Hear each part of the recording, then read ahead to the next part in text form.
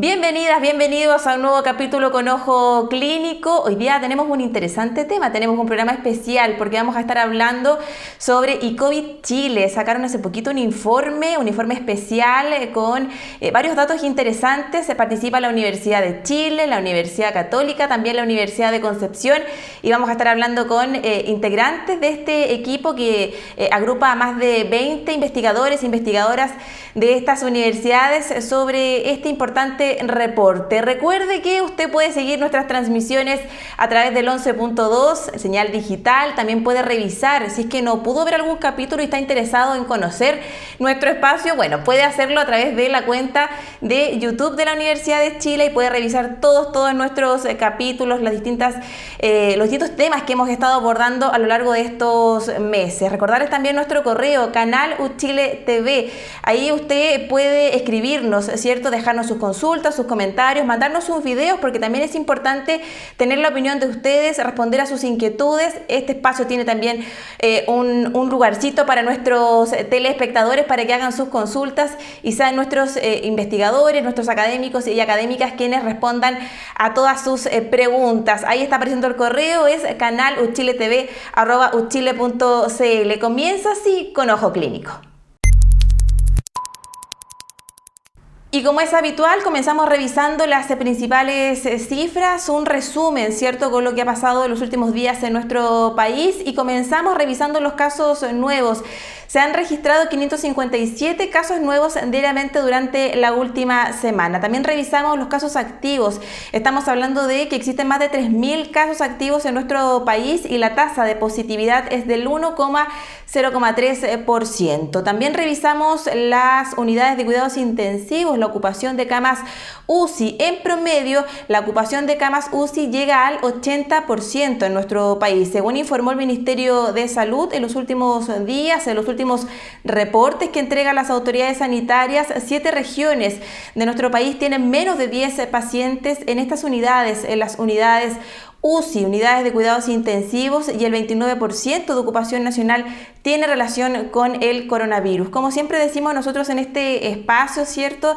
Hay que mantener las medidas de cuidado, hay que seguir protegiéndose, respetando el uso de mascarillas, cumpliendo también con la vacunación, muy importante. Vienen días de celebración, vienen las fiestas patrias y obviamente tendemos, ¿cierto?, todas y todos a querer reunirnos, a festejar, pero obviamente hay que hacerlo tomando todas las medidas que han entregado las autoridades sanitarias. Revisamos otros indicadores. En este resumen hablamos del plan paso a paso. 14 comunas avanzaron, 3 retrocedieron en este plan paso a paso. No hay comunas en cuarentena y son solo 2 quienes se encuentran en transición. Y de esto mismo hablamos del toque de queda, porque hubo una buena noticia para la región metropolitana, porque ya se extendió, ¿cierto?, este toque de queda, pasando de las 22 a las 0 horas, ¿cierto? Esto también se replicó en la región de Tarapacá, siendo entonces ahora todo nuestro país el que tiene un toque de queda que comienza a la medianoche. Hablábamos también de la importancia de la vacunación. Estamos en un proceso también de tercera dosis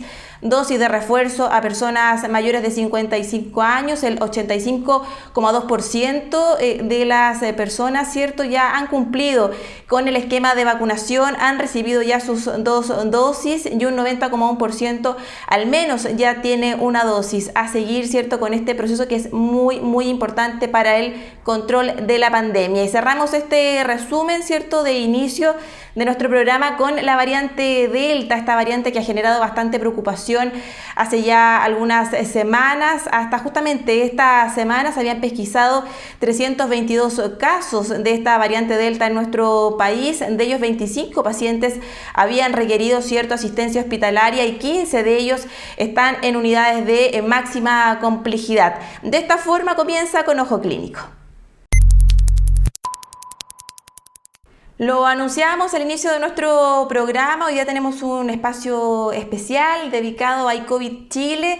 Fue en agosto de 2020 cuando un grupo de académicos, académicas, investigadores de 3 universidades, de la Universidad de Chile, de la Universidad Católica y también de la Universidad de Concepción, decidieron unirse justamente para poder contribuir al control de esta pandemia con el objetivo de generar semanalmente un informe que aportara diversos indicadores para ser parte también y entregar información oportuna a todas y todos los chilenos. El informe ICOVID, lo decíamos, generó varios indicadores claves para poder contribuir al debate y también a la toma de decisiones desde las autoridades. Este informe, que se conoce semanalmente, generalmente los días jueves o viernes, ustedes lo han visto quizás, cierto, en la prensa, nace gracias a un convenio de colaboración con el Ministerio de Salud y también con el Ministerio de Ciencia para entregar entonces datos y hacerlos públicos a la ciudadanía, para permitir también un análisis, cierto, robusto, con una mirada científica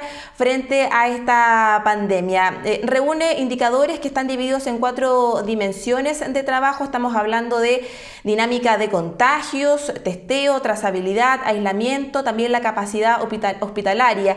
Luego se generaron también y se incluyeron otros indicadores como es el proceso de vacunación y también cifras en torno a la mortalidad. Agrupa a académicos de distintas áreas, estamos hablando de áreas como la salud pública, la epidemiología, también matemáticas, centros de modelamiento, ingeniería, economía. Es un grupo multidisciplinario el que participa, ¿cierto?, semanalmente, pone a disposición sus experiencias, sus conocimientos y también su tiempo para poder entregarnos este informe que se conoce, ¿cierto?, semana a semana y que ya cumplió más de un año. Este trabajo ha permitido, ¿cierto?, generar proyecciones en torno a la pandemia y ver también aquellos puntos en los cuales quizás nos toca trabajar un poquito más. Lo hemos visto en este espacio y lo hemos conversado con distintos académicos y académicas, la importancia, por ejemplo, de la trazabilidad para el control de esta pandemia. A más de un año ya desde que surgiera esta iniciativa, donde participan 3 importantes universidades de nuestro país, la Universidad de Chile, la Universidad Católica y también la Universidad de Concepción, surgen algunas inquietudes, por ejemplo, frente a cómo proyectar lo que estamos viviendo nosotros con la pandemia, con esta baja de cifras. ¿Es posible un rebrote? Es parte de lo que vamos a responder y analizar con invitados con ojo clínico. Ustedes ya lo ven en pantalla, nos acompaña Alejandro Jofré, él es prorector de la Universidad de Chile, ingeniero civil matemático de la Universidad de Chile, doctor en matemáticas aplicadas, profesor titular de la Facultad de Ciencias Físicas y Matemáticas también de la Universidad de Chile, investigador principal del Centro de Modelamiento Matemático y parte también del equipo de investigadores de ICOVID Chile. ¿Cómo está, prorector? Muchísimas gracias por acompañarnos. Muchas gracias, Maritza, por la invitación a este interesante programa. El programa de hoy día, claro, es sobre el informe especial, ¿cierto?, que se sacó hace algunos días, pero partir preguntándole cómo es que se da inicio a esta iniciativa, a ICOVID Chile, que ya cumple más de un año, ¿cierto?, ¿Qué es lo que los motiva finalmente a poder generar esta información tan relevante para el control de la pandemia? Bueno, una de las cuestiones, la gran motivación fue generar una plataforma que tuviese indicadores con información actualizada para el periodo más crítico de la pandemia, cuando estábamos en plena pandemia, la primera ola. Entonces nos dijimos como universidad, ¿qué podemos hacer nosotros como investigador con todo el conocimiento acumulado multi y transdisciplinario para poder mejorar la política pública a propósito de las decisiones que se estaban tomando? Entonces, en esa época yo había asumido como prorector, justo con el 15 de marzo, más o menos, que corresponde al comienzo de la pandemia. Entonces nos contactamos con la Universidad Católica y luego la Universidad de Concepción, pero inicialmente fue la Universidad Católica, y convencimos, ¿cierto?, al Ministerio de Salud y al Ministerio de Ciencia de hacer un convenio para que nos dieran acceso a información clave que nos permitiesen construir esos indicadores. Y así fue, así ellos estaban pasando justo en un momento crítico de la pandemia y se requería tener información lo más objetiva y clara posible. Entonces nos dimos como objetivo fue construir indicadores con información lo más actualizada posible, lo más objetiva posible, transparente, para ayudar a la generación de política pública. Así que eso fue la motivación y así partió. Se generaron algunas dimensiones para analizar, ¿cierto? Después se fueron incorporando otras. ¿Cuáles han sido las más que han requerido de mayor trabajo? ¿Cómo ha sido este trabajo? ¿Se juntan semanalmente? ¿Cómo es en la práctica, ¿cierto?, este informe que se da a conocer semana a semana a los medios de comunicación? Claro, a ver, es interesante eso, porque inicialmente nosotros partimos discutiendo qué tipo de indicadores podrían ser más informativos desde el punto de vista de generar política pública, y partimos con los indicadores básicos que tenían que ver con la dinámica del contagio, y allí hubo que hacer un trabajo más matemático, estadístico, que era corregir la información, los datos que venían del MinSal, porque los datos del MinSal, el instante inicial del dato tenía que ver con cuando se reportaba el caso a un sistema que se llama Epivigila, ¿no? En el Ministerio de Salud. Entonces nosotros sabíamos que la persona tenía síntomas antes de eso, que cuando se hacía el PCR, cuando se notificaba, ya tenía varios días de síntomas. Entonces dijimos, no, para poder anticipar lo que está pasando con la pandemia, lo que tenemos que hacer es partir, nuestro punto inicial de análisis tiene que ser cuando la persona empieza a sentir síntomas. Y eso, entonces hubo que hacer toda una corrección de los datos que nos llegaban del MinSal, eso se llama rezago. Entonces hicimos la corrección del rezago producto de este inicio distinto al que tenía el MinSal, que era nosotros iniciamos nuestro análisis a partir de los síntomas, de los primeros síntomas, y el MinSal partía con la notificación al ministerio. Entonces, esa diferencia, que eran varios días en algunos casos, hizo que nuestros datos fuesen más precisos, nuestros datos entregasen mejor información, más actualizada del estado actual de la pandemia, porque los datos que en ese minuto tenía el MinSal estaban todos rezagados, producto de que ellos tenían que esperar que se notificara el MinSal o que hicieran un PCR. Entonces, finalmente el MinSal, cuando entendió bien esto, lo adoptó, y a partir de ese minuto, esa fue nuestra primera contribución al sistema de salud, fue que ellos tomaron nuestra corrección de estos rezagos, y así partió, fue la primera contribución. Y después sumamos la dimensión de trazabilidad, que es muy importante, la dimensión de capacidad hospitalaria, que empezó a ser mucho más importante todavía, y después, bueno, al final sumamos también vacunas. Entonces eso ha sido un poco la dinámica de las dimensiones versus los aportes que hemos hecho como grupo.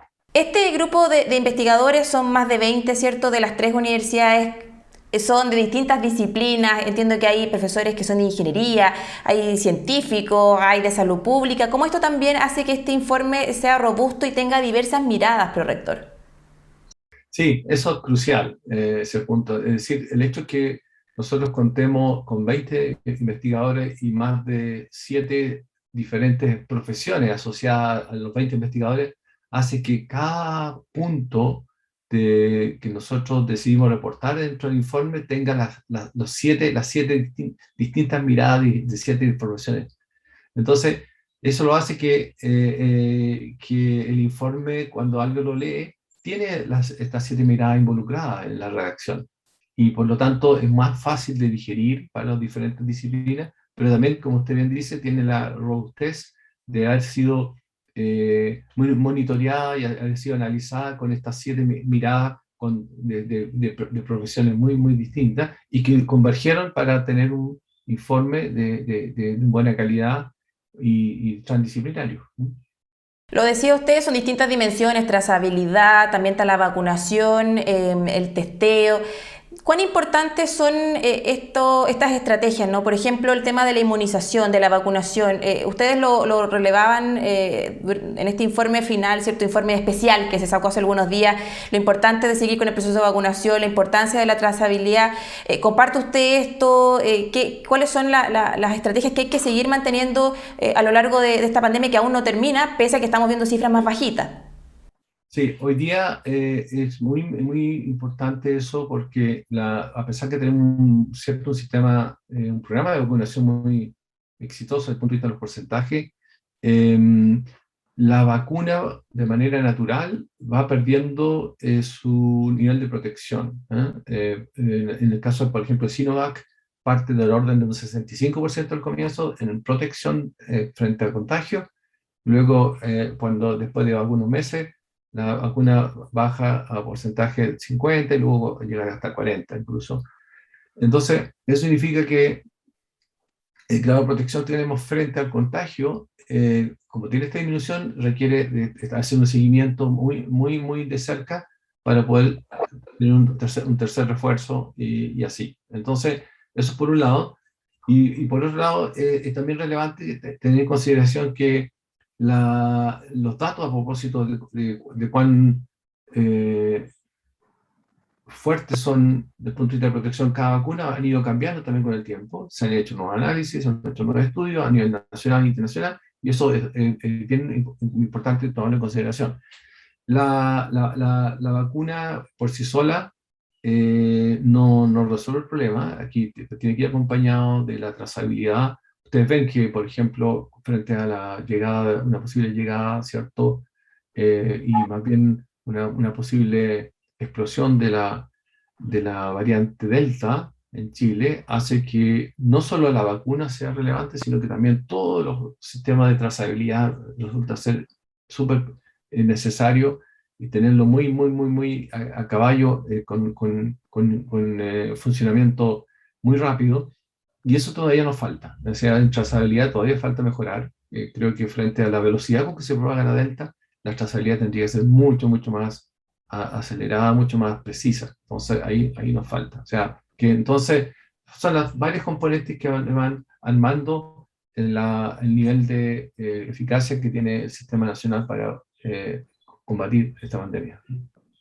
Pero rector, otro de los hitos que se marcaban en este informe especial tiene que ver con el efecto fiestas patrias, lo que ocurrió el año pasado. ¿De qué forma tenemos que enfrentar lo que se va a venir en un par de semanas más, ¿cierto? En un par de días más, y cómo también ir aprendiendo de esto, de las vacaciones, de los feriados, que han mostrado, ¿cierto?, que se genera ahí un efecto importante en cuanto a casos y cifras. Sí, en este caso tenemos la siguiente dificultad, que estamos enfrentados, ¿cierto?, a un feriado, 18 de septiembre, y además un cambio de fase 4. Eso hace que la gente en general se relaje, de manera natural se relaje más. Las medidas de portar mascarillas que están relevantes se empieza a relajar, y eso sería fatal, porque si eso le sumamos la probabilidad de que justo en ese periodo, post 18 o durante el 18, estemos en plena acción de la variante Delta, hace que el escenario sea delicado nuevamente, y por lo tanto nuevamente un llamado a no relajarse. Creo que si nosotros no nos relajamos esta vez, y actuamos seriamente con responsabilidad civil y colectiva, podemos efectivamente mantener niveles mucho más bajos y tener una olita en lugar de una gran ola. Una tercera olita en lugar de una gran tercera ola. Y eso es de eso estamos hablando hoy día. O sea, y creo que el conocimiento que tenemos respecto a lo importante que es la mascarilla, pero además lo importante que es la ventilación, lo importante que es guardar los espacios, las distancias. Creo que hoy día existe el conocimiento, la evidencia científica, como para respaldar medidas y inducir responsabilidad colectiva y individual. Y para eso, nuevamente, es muy relevante que tengamos una comunicación de riesgo efectiva, una comunicación de riesgo directa, sin ambigüedades. Y eso yo creo que en otras oportunidades no se ha actuado con toda la claridad y con mensajes de riesgo clarísimos. Y eso creo que hoy día tenemos todos los elementos para hacerlo bien, tanto como país, digamos, estoy pensando. En nuestro programa Con Ojo Clínico nos importa también tener la opinión de nuestro público. Lo invito a revisar la siguiente consulta que nos llega desde Temuco. Y ahora que estamos retomando la presencialidad, ¿podría haber un brote de variante Delta luego de las fiestas patrias? ¿Es posible volver a una nueva cuarentena? Ahí estaba esta consulta Sí, que nos llega desde Temuco, ¿cierto, Prorector? ¿Qué podemos responder frente a estas inquietudes que surgen? sí, efectivamente, la probabilidad de tener nuevamente un rebrote con una ola importante, si no mantenemos, como decía recién, los recuerdos en mascarilla, en distanciamiento y una trazabilidad fuerte, robusta.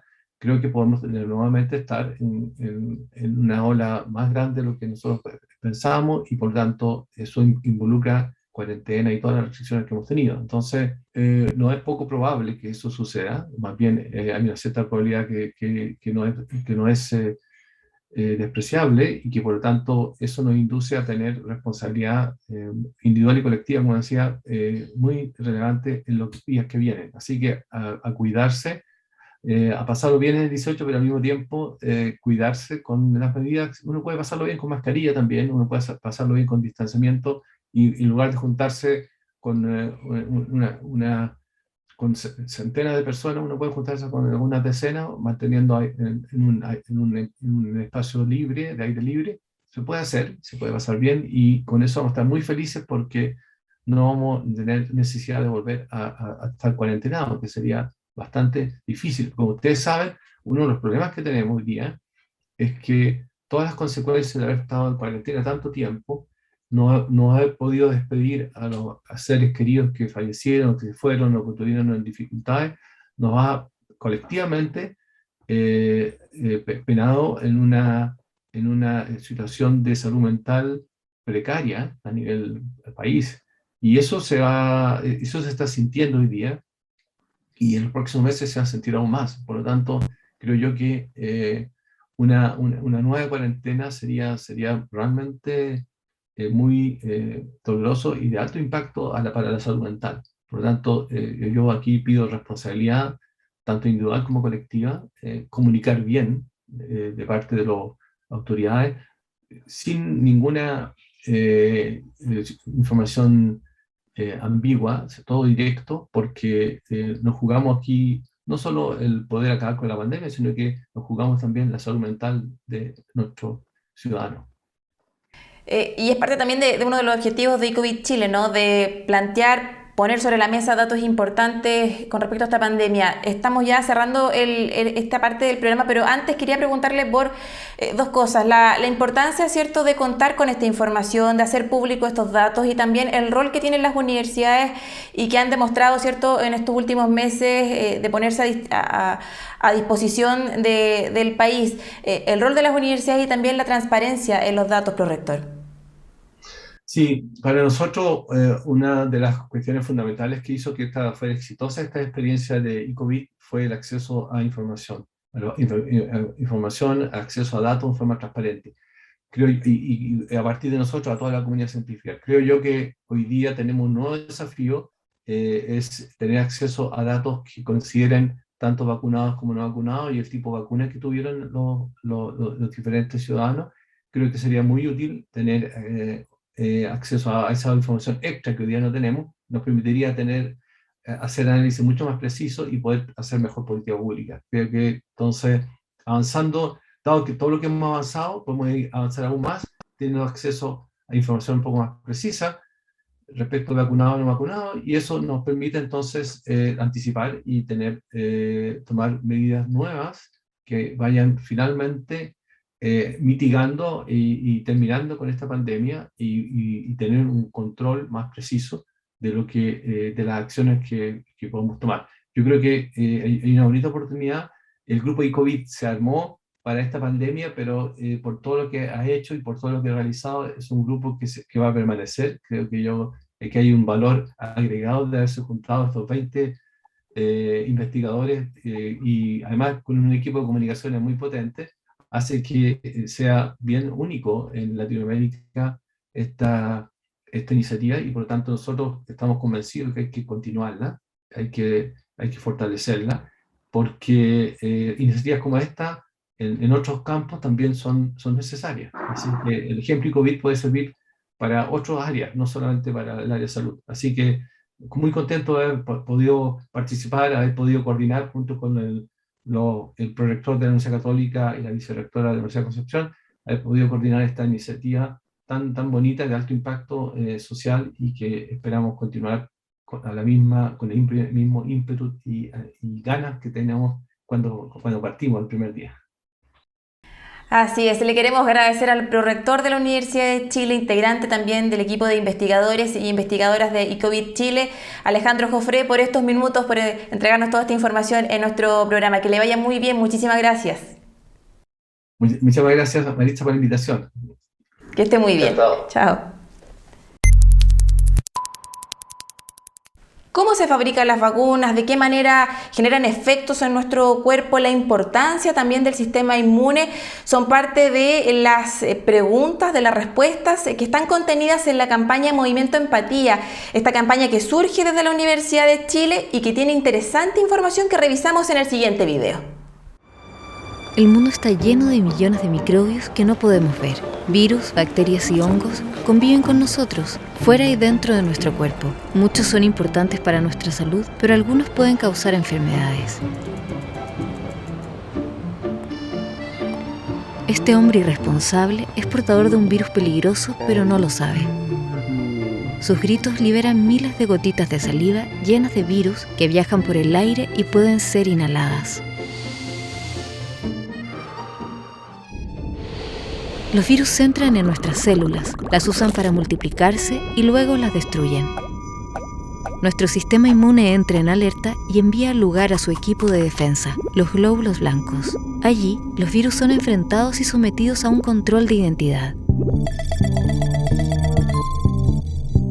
Si nuestras células de memoria reconocen al virus, producirán rápidamente los anticuerpos correctos.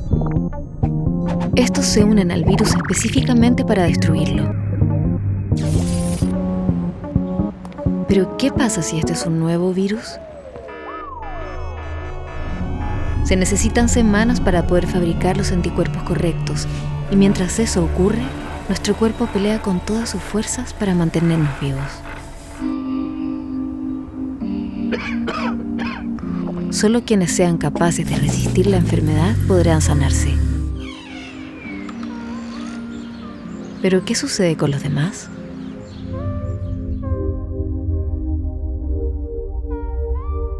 Por suerte para la humanidad, en el siglo XVIII se crearon las vacunas y hoy, enfermedades terribles y mortales como la viruela, la meningitis y la poliomielitis están controladas o definitivamente erradicadas gracias a ellas. Existen distintos tipos de vacunas. Algunas utilizan virus completos inactivados o muertos, otras llevan solo partes del virus, proteínas o material genético. Pero todas las vacunas logran lo mismo: presentar el virus a nuestros glóbulos blancos para que preparen los anticuerpos con anticipación sin necesidad de enfermarnos. Es como un simulacro de infección. A diferencia de un medicamento, una vacuna solo le da una pequeña señal a nuestro cuerpo. Esta desaparece rápidamente, no es tóxica y tiene menos efectos secundarios que la mayoría de los remedios de uso común. De hecho, es mucho más arriesgado conducir un auto, practicar deportes o incluso caminar.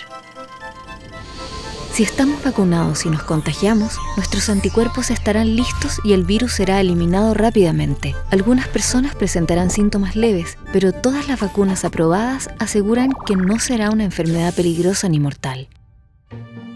El uso de las vacunas es de las pocas cosas en las que todos los países del mundo están de acuerdo, sin importar sus creencias religiosas o políticas. Aunque sean desarrolladas en empresas farmacéuticas o en universidades, en países capitalistas o comunistas, todas las vacunas aprobadas son efectivas. Por eso, su distribución debe ser equitativa y oportuna. Quizás tú pienses que puedes sobrevivir sin problemas al COVID-19. Pero si te vacunas y todos los que podemos hacerlo nos vacunamos, impediremos que el virus siga circulando. A eso se le llama inmunidad colectiva o de rebaño, y es la única forma de proteger a las personas que no pueden vacunarse. Vacunarse es una decisión personal que afecta directamente a los demás. Es un acto de amor y empatía, de responsabilidad social y de solidaridad con la humanidad.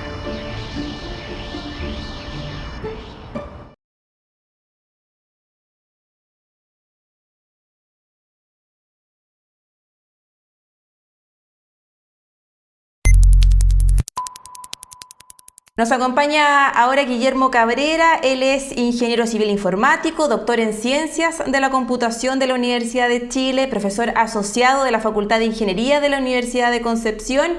También es investigador del Instituto Milenio de Astrofísica e integrante del equipo ICOVID. ¿Cómo está, profesor? Muchísimas gracias por acompañarnos. Hola, bien, gracias. Profesor, hace algunos días, el pasado martes 31, se lanzó este informe especial ICOVID. Preguntarle por las sensaciones al ver este material, ¿cierto? Ya llevan más de un año de trabajo, semanalmente se reúnen. ¿Cómo ha sido también ser parte de ICOVID Chile? Bueno, ha sido una experiencia súper positiva. Yo creo que hay pocos proyectos a nivel nacional en los cuales un grupo de investigadores tan amplio y de distintas universidades participe, digamos, por buena voluntad para tratar de apoyar a un problema tan grande a nivel nacional. En ese sentido ha sido súper, súper positivo. En ese informe ustedes trabajaron distintas dimensiones, ¿cierto? Muy similar a lo que se ha hecho semana a semana. Ahí también se marcaban algunos hitos. Quería preguntarle en cuanto a los brotes y a las olas, posibles olas también.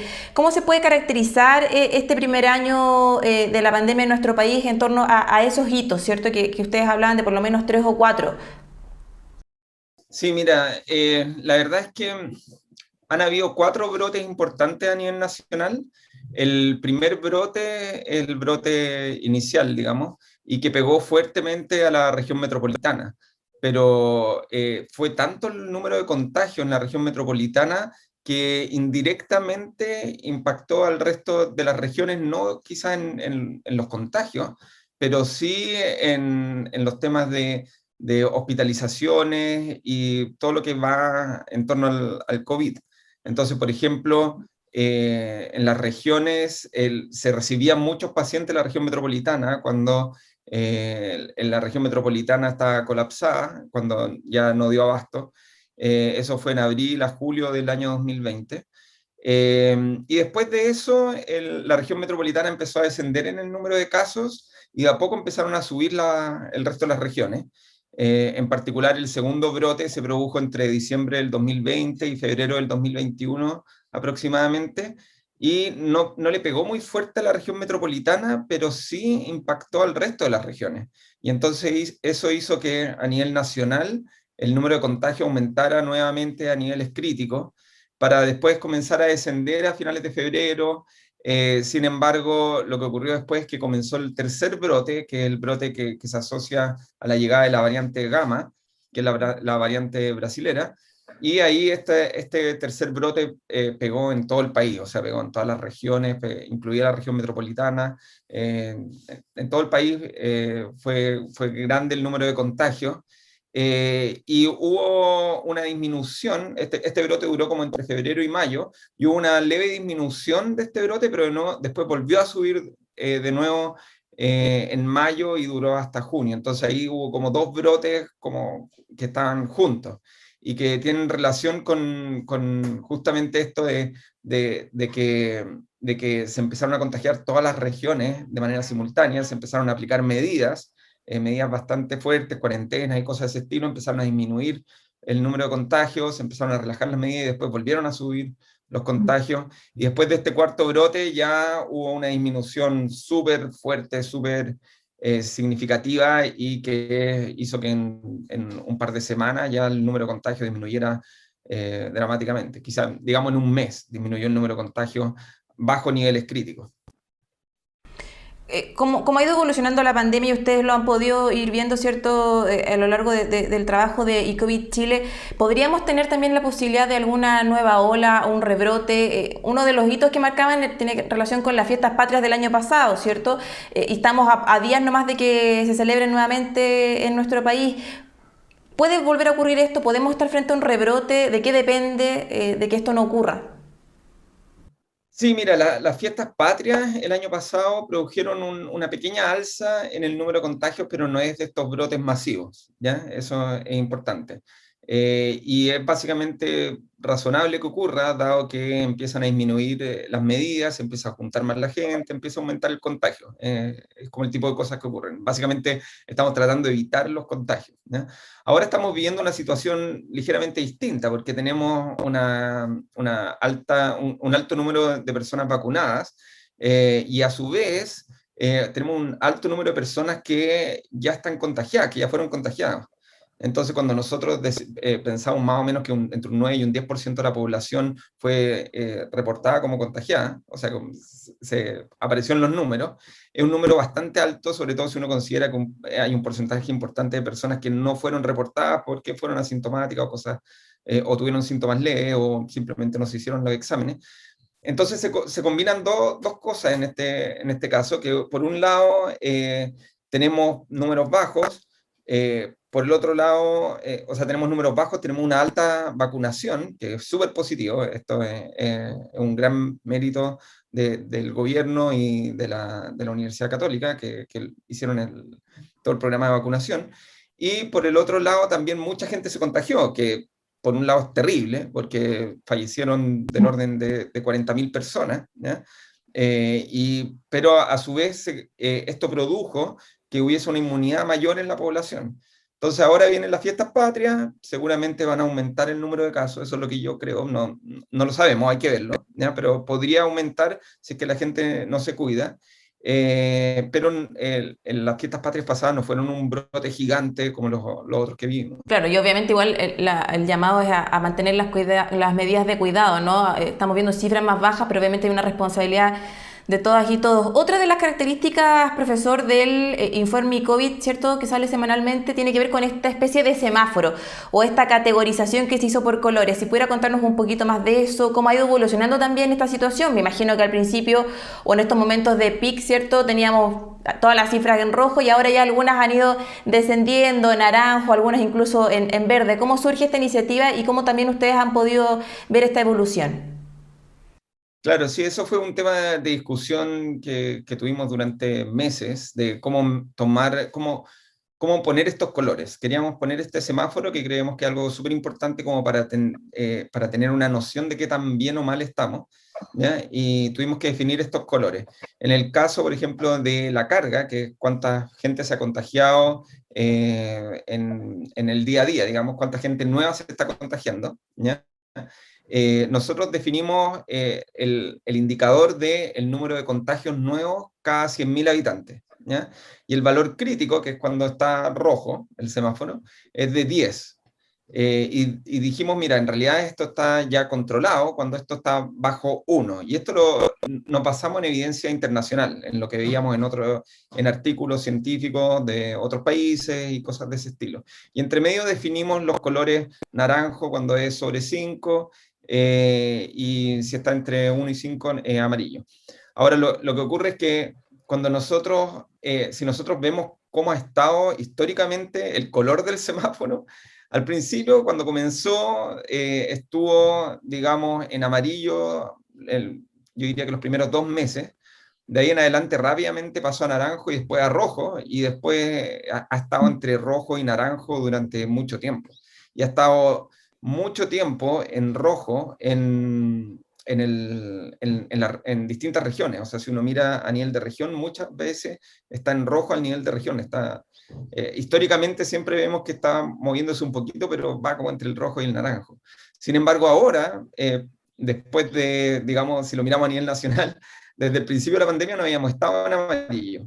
Y ahora efectivamente estamos en amarillo, que es bastante mejor que lo que hemos estado históricamente.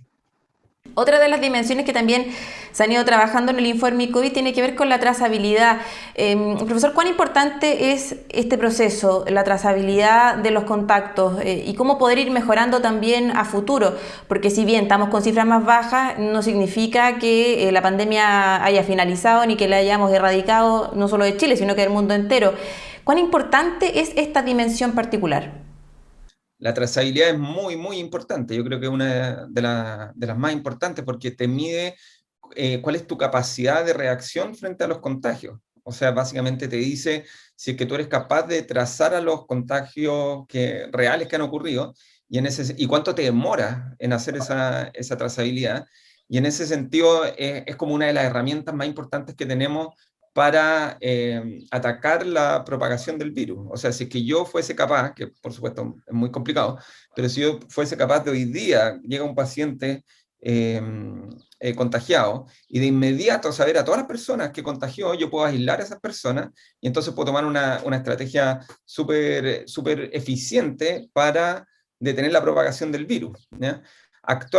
Generalmente lo que uno ve es que uno empieza a perder la trazabilidad al momento en que la epidemia, al momento en que hay muchos casos, ¿ya? Si hay muchos casos, se empieza a complicar un poco el tema de la trazabilidad. Entonces va un poco de la mano con el número de casos y con los brotes, ¿ya?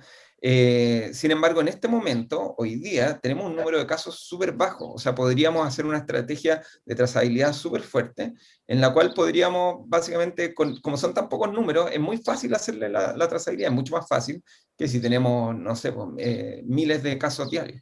En nuestro programa Con Ojo Clínico también le damos espacio a quienes nos siguen semana a semana para que nos envíen sus consultas. Nos llegó una desde Concepción justamente. Mire, revisemos. Debido a que mi familia vive en Talca, constantemente tengo que arriesgarme a contagiarme en el bus. Por lo tanto, quisiera preguntarle si, debido a la variante Delta, van a subir los casos en los próximos meses. Ahí estaba la consulta que nos hacía Camila desde justamente Concepción, pues ve ahí su ciudad. Profesor, Sí. esta relación de la variante Delta, ¿cómo podría influir en los próximos meses?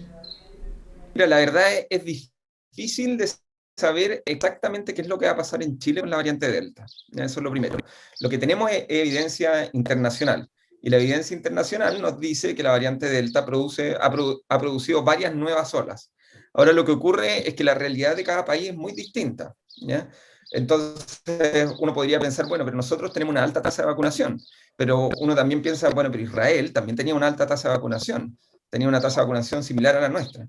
Entonces uno podría decir, bueno, pero además nosotros tenemos un número de infectados mayores, entonces podría ser que nos pegue un poco más, un poco menos. Pero la verdad es que en realidad es súper difícil de saber qué es lo que va a pasar efectivamente con la variante Delta. Lo que sí es bastante probable, si uno mira la evidencia internacional, es bastante probable de que produzca una nueva ola. Ahora, ¿qué tan importante va a ser? No lo sabemos. ¿Cuándo? Tampoco lo tenemos muy claro. Entonces, hay como estimaciones, pero no hay realmente una forma concreta de saber cuándo efectivamente va a pasar esto. Algunos investigadores dicen que va a ser como a mitad de septiembre, otros dicen que a finales de septiembre, pero es muy difícil saber exactamente cuándo nos va a pegar la variante Delta. Sabemos que hay transmisión comunitaria, entonces ya sabemos que se está propagando la variante Delta. Y en algún momento seguramente va a ser la variante predominante a nivel nacional también, que es lo que se ha visto en otros países. Aprovechando esta consulta que nos llega, ¿cierto?, desde Concepción, quería preguntarle por la región del Biobío, ¿cómo ha sido la evolución? ¿Cómo están actualmente? ¿Vivieron semanas, meses bien complicados también con las cifras, con los contagios? Mira, en la región del Biobío el primer brote fue muy bajo, o sea, fue mucho menos complicado que lo que fue en la región metropolitana. El primer brote, básicamente lo que estábamos haciendo era recibir pacientes de la región metropolitana, o sea, nuestro sistema de salud empezó a peligrar debido a los pacientes que venían de la región metropolitana, no porque hubiese transmisión muy fuerte dentro de la región. Ahora lo que ocurrió es que el tercer brote, ese fue el brote importante en nuestra región, y básicamente este que se produjo como entre febrero y mayo, ¿ya? Ese fue muy fuerte en nuestra región y colapsó nuestro sistema hospitalario, y básicamente pudimos medir que nos faltaron camas, ¿ya? O sea, faltaron camas efectivamente, se armaban nuevas camas y faltaban camas y se transferían pacientes a otras regiones. Entonces, básicamente eso es lo que ha pasado en la región. Yo diría que el tercer brote fue el más fuerte que le pegó a la región del Biobío, pero al igual que la mayoría de las regiones actualmente vamos a la baja en el número de contagios y tenemos un número de contagios relativamente bajo. Ahora, otro tema que quizá un poco, que pasé un poco por alto, pero es que durante el último mes tuvimos la menor transmisión a nivel nacional. Histórica, o sea que básicamente el número de contagios es disminuyendo muy rápido, ¿ya? Sin embargo, ahora la transmisión ha ido aumentando. No estoy diciendo que se está contagiando más gente, estoy diciendo que se está contagiando, o se está desacelerando la baja que veníamos viviendo.